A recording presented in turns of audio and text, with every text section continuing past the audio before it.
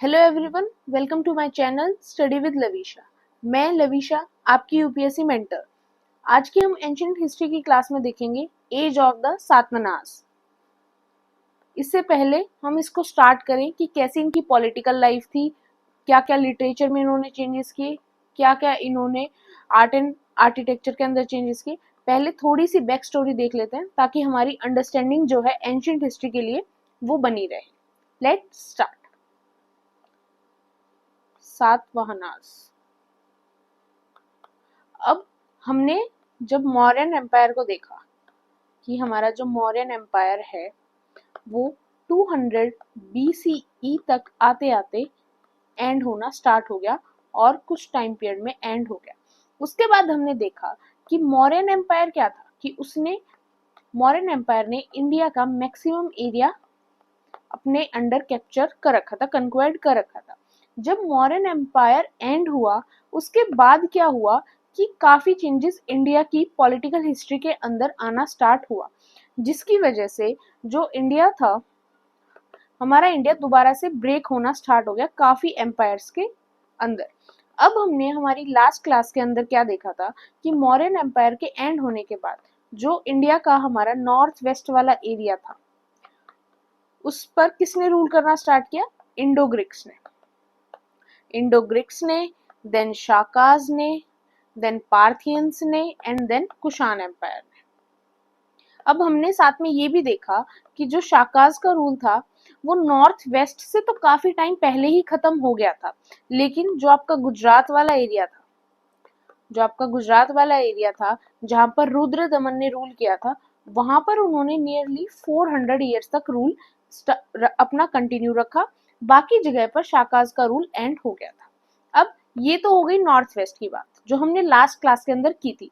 अब उसी time period पे जो आपका मिडल इंडिया का एरिया था, मिडल एरिया मतलब जो आपका डेक्कन का रीजन और साथ में आपका मौर्यन एम्पायर, जहां पर मेन मौर्यन एम्पायर था आपका पाटलिपुत्र वाला एरिया, उस टाइम पीरियड पे वहां क्या होना स्टार्ट हुआ?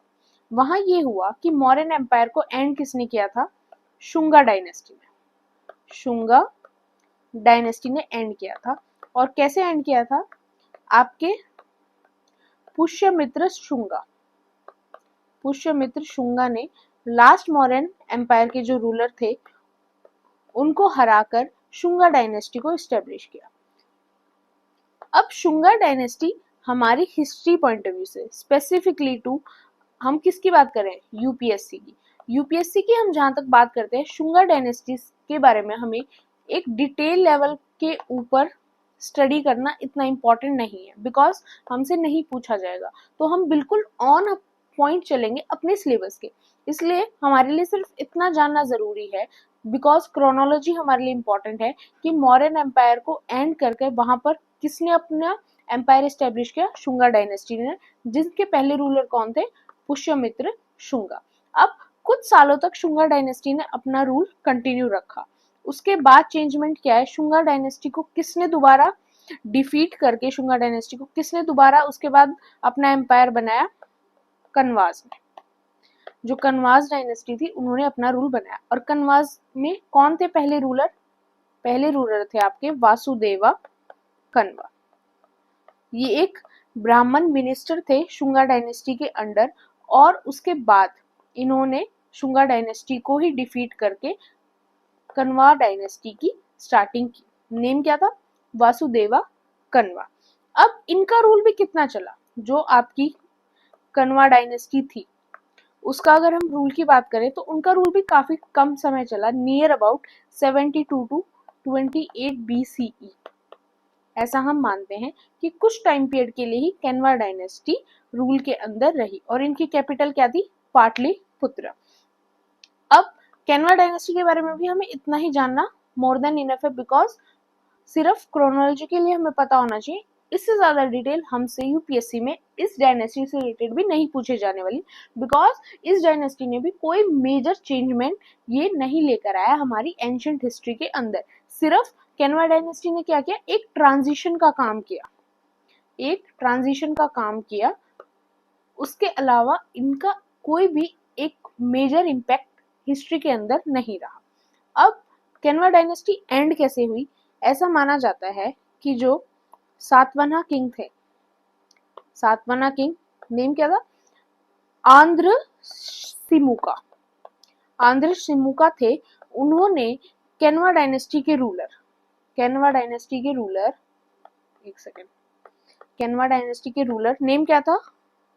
शूसरमन, इनको डिफीट किया और सातवाहना डायनेस्टी की एक फुल फ्लैश तरीके से हर जगह पर सातवाहना डायनेस्टी को फैला दिया। इसीलिए हमें सिर्फ केनवा डायनेस्टी के बारे में थोड़ा सा स्टडी करना जरूरी है, बिकॉज इनका कहीं ना कहीं लिंक हमारे सातवाहना डायनेस्टी से है। तो ये हमारी पूरी क्रोनोलॉजी हो गई कि यस, मौर्यन एम्पायर के बाद हमारी आई शुंगास, शुंगास के बाद केनवास, एंड देन हमारे फुल फ्लैश तरीके से सातवाहना। वैसे तो हिस्ट्री में कई जगह ये भी माना जाता है कि जिस टाइम मौर्यन डायनेस्टी थी उस टाइम भी डेक्कन की साइड जो सातवाहना डायनेस्टी थी वो ऑलरेडी इस्टेब्लिश थी, लेकिन फिर भी हम जब क्रोनोलॉजी को देखते हैं और हमारी हिस्ट्री को स्टडी करते हैं, यही मानते हैं कि मौर्यन एम्पायर के एंड होने के नियर अबाउट 100 ईयर्स के बाद, नियर अबाउट 100 ईयर्स 1 सेंचुरी के बाद सातवाहनास ने अपने रूल को इस्टेब्लिश किया और अपनी ग्रोथ की, और साथ में काफी मेजर चेंजेस एंशिएंट हिस्ट्री के अंदर उनकी वजह से आए। तो अब हम स्टडी करेंगे सातवाहनास को, उनकी पॉलिटिकल लाइफ क्या थी, सोशल ऑर्डर्स क्या थे, उनका मटेरियल कल्चर के अंदर उनकी इकोनॉमी किस चीज के ऊपर बेस थी, लैंग्वेज के अंदर उन्होंने क्या चेंजेस किए, आर्ट एंड लिटरेचर में क्या चेंजेस किए। Let's start. Age of the Satavahanas. अब पॉलिटिकल हिस्ट्री क्या थी? That in Deccan and central India, the Satavahana succeeded the Mauryans, although after a gap of about 100 years. But the Satavahanas are considered to be identical with the Andhras who are mentioned in the Purans.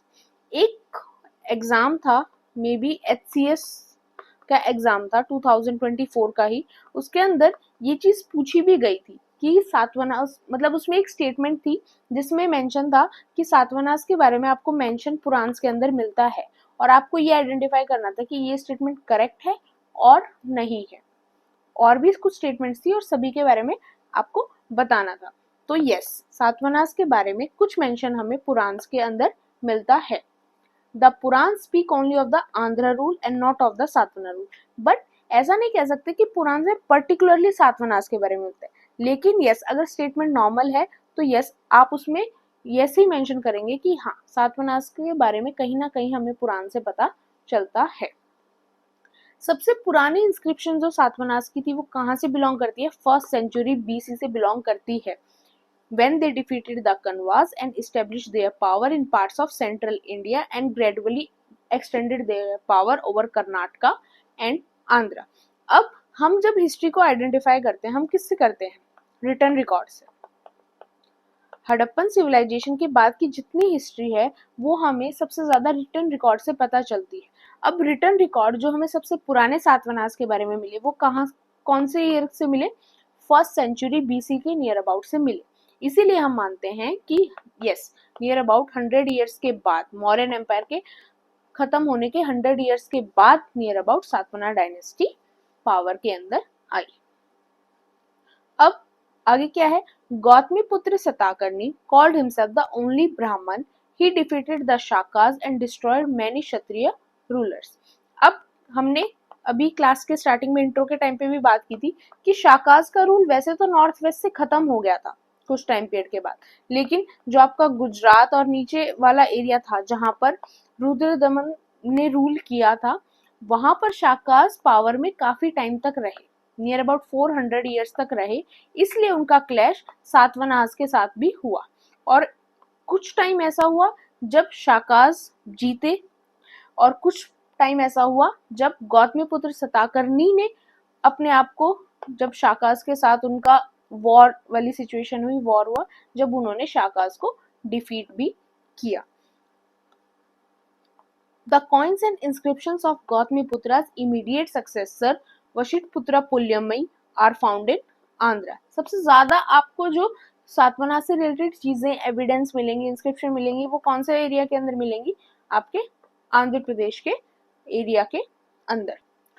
Rudradaman one, the Shaka ruler of Saurashtra Kathiawar, आज के time पे जो गुजरात वाला area है, defeated the Satavahanas twice but did not destroy them on account of matrimonial relations. अब रुद्रदमन ने वैसे उनको हरा दिया था, लेकिन फिर भी कुछ मैट्रिमोनियल रिलेशंस थे, कुछ मैरिज रिलेशंस उनके बीच थे, इसकी वजह से उन्होंने पूरी तरह से उनको नहीं हटाया, और जिसका फायदा आगे चलकर सातवाहनास ने उठाया, और बाद में उन्होंने कंप्लीट रीजन जो था सेंट्रल इंडिया वाला, आपका गुजरात वाला, आंध्र वाला रीजन, कर्नाटका वाला रीजन, वहां तक अपने एम्पायर को एक्सटेंड किया और काफी टाइम पीरियड तक रूल भी किया। अब उनकी जो इकोनॉमी थी बेसिकली किस चीज के ऊपर बेस थी, और वो किस तरह से अपनी डीलिंग करते थे, जो सातवाहनास थे वो किस तरह से अपनी डीलिंग करते थे।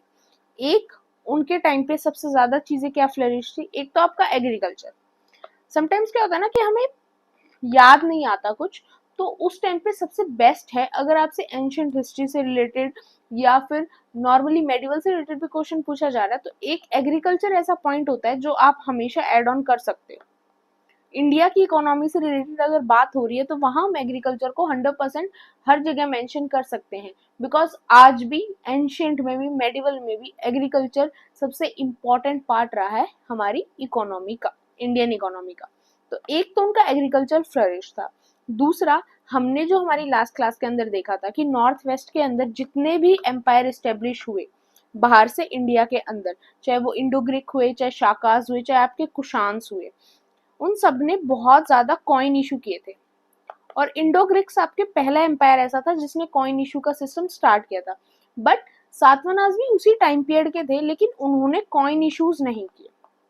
वो गोल्ड और सिल्वर के कॉइन्स को इशू करने में इतना इंटरेस्ट उन्होंने नहीं दिखाया, और उन्होंने कॉइन्स को ज्यादा इशू नहीं किया। उन्होंने डायरेक्ट गोल्ड को यूज किया, और अगर कुछ कॉइन उन्होंने इशू भी किए तो कौन से मेटल में किए, लेड के अंदर किए, और कुछ कॉपर एंड ब्रॉन्ज मनी उन्होंने इशू की। उन्होंने गोल्ड और सिल्वर के कॉइन्स को ज्यादा इंपॉर्टेंस नहीं दी और उनको ज्यादा इशू नहीं किया। दूसरा, आज भी अगर हम देखते हैं, आपका गुजरात महाराष्ट्र वाला रीजन आज भी कॉटन प्रोडक्शन में बहुत आगे है। उस टाइम भी कॉटन के जो प्रोडक्ट्स थे वो एक one of the major part थे उनकी इकोनॉमी का, और जिसके अंदर वो ट्रेड बहुत ज्यादा करते थे। तो ये कुछ इंपॉर्टेंट चीजें थी जिनसे जो शाकाज थे उनकी ट्रेड चलती थी, और वो इन चीजों पे काम करते थे। उसके अलावा उस टाइम पे क्या था, आयरन का यूज वो बहुत ज्यादा करते थे। आयरन को भी वो ट्रेडिंग पर्पस के लिए भी यूज करते थे, और अपने इक्विपमेंट्स बनाने के लिए और बाकी चीजों में भी आयरन का यूज वो बहुत ज्यादा करते थे।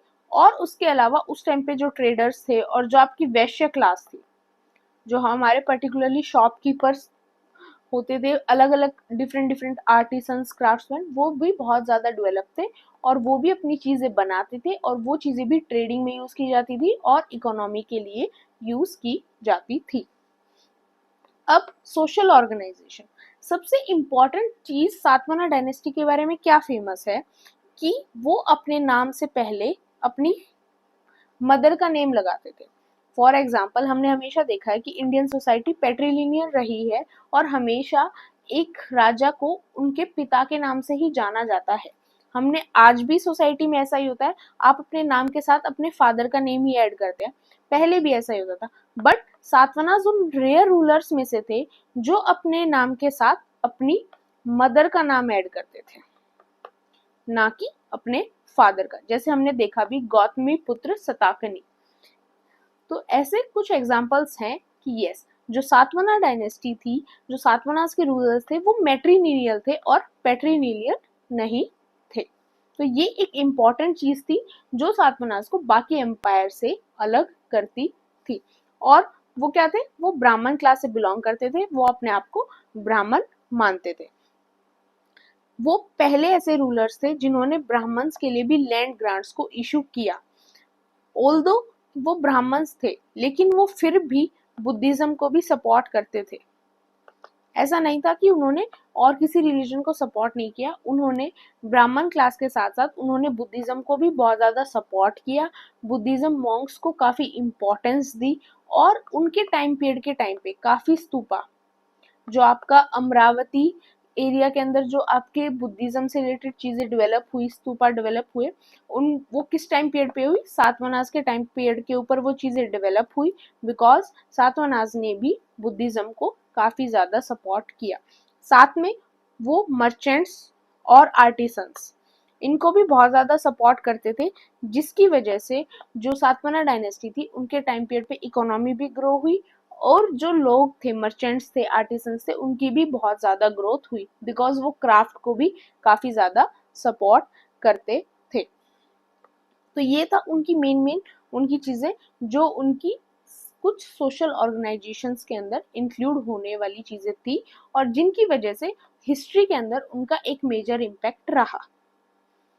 उसके अलावा और चीजें क्या थी कि the administration in the rural areas was placed in the hand of Gaulmika, जो क्या थे, who was the head of military regiment, consist of, जिनके पास क्या क्या होता था, 9 चैरियट्स होते थे, 9 एलिफेंट होते थे, 25 फोर्सेस होते थे, एंड 45 फुट सोल्जर्स होते थे।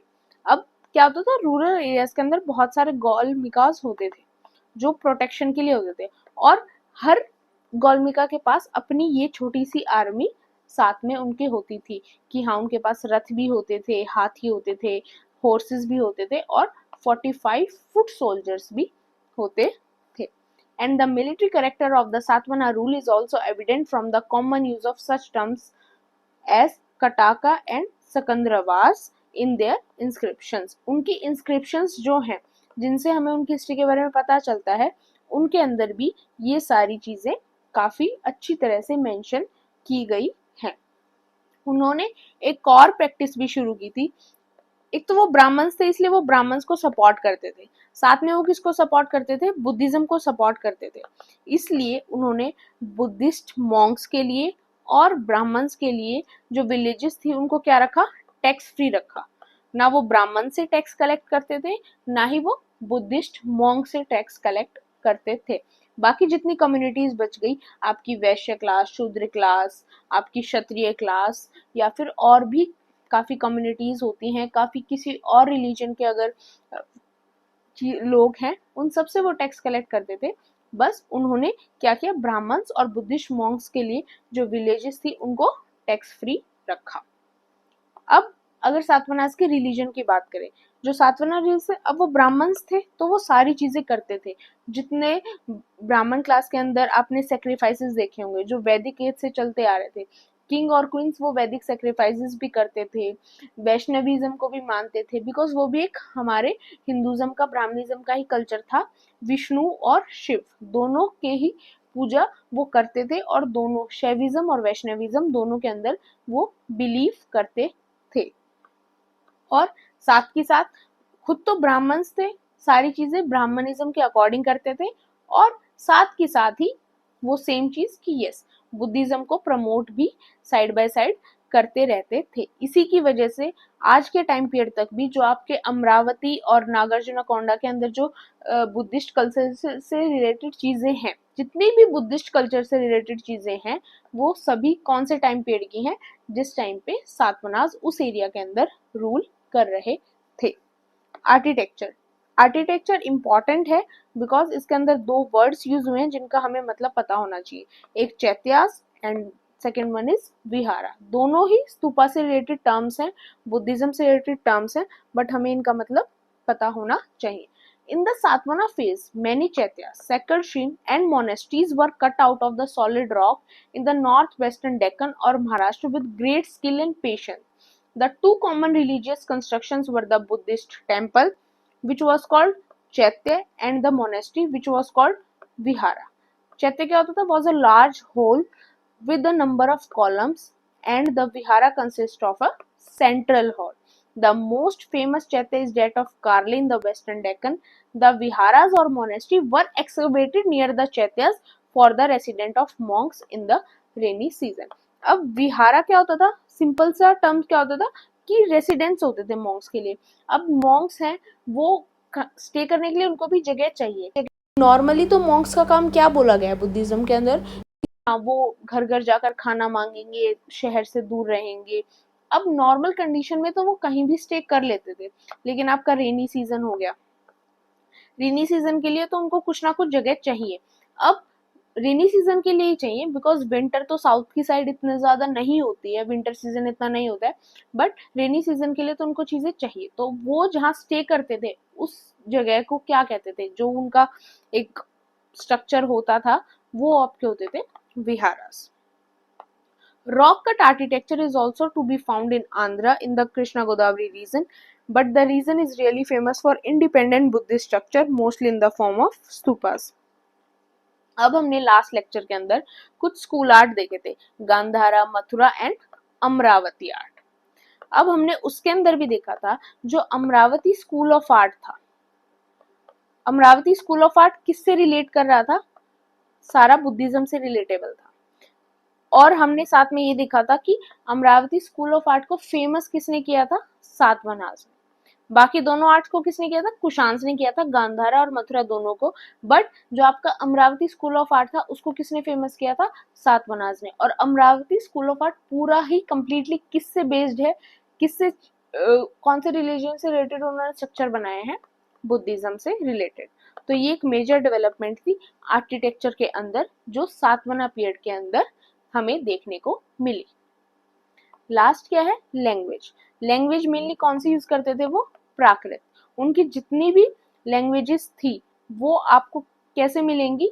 All inscription were composed in this language and written in the script. कौन सी मिलेगी? Brahmi script, as was the case in Ashokan time.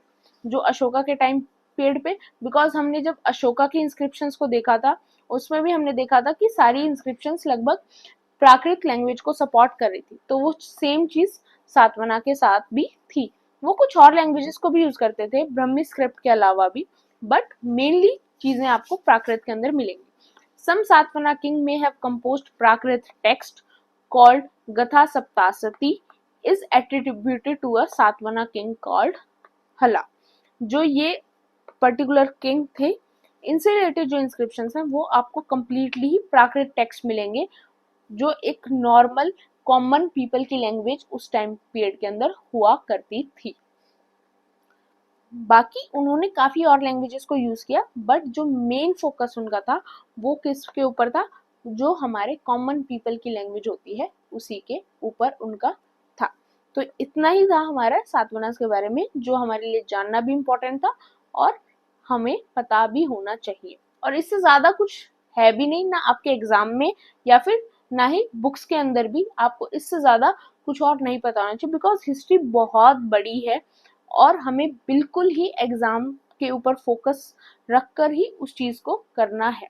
नहीं तो अगर हम वैसे हिस्ट्री को स्टडी करने लग जाएंगे तो फिर वो बहुत लंबी हो जाएगी, हमारे बाकी जितने सब्जेक्ट्स हैं वो हमारे रह जाएंगे। तो ये क्वेश्चन है, इस क्वेश्चन का आंसर आप मुझे कमेंट सेक्शन के अंदर मेंशन करना। अगर आपने क्लास अच्छी तरह सुनी होगी तो आप एक बार इसको रीड करेंगे और आपको आंसर पता चल जाएगा। अगर आपको मेरी वीडियो अच्छी लगी हो, do subscribe my channel. PDF Telegram channel के ऊपर मिल जाएगी, लिंक डिस्क्रिप्शन बॉक्स के अंदर है। कोई और प्रॉब्लम लगी हो please mention in the comment section and do subscribe my channel, like and share the video also. Thank you.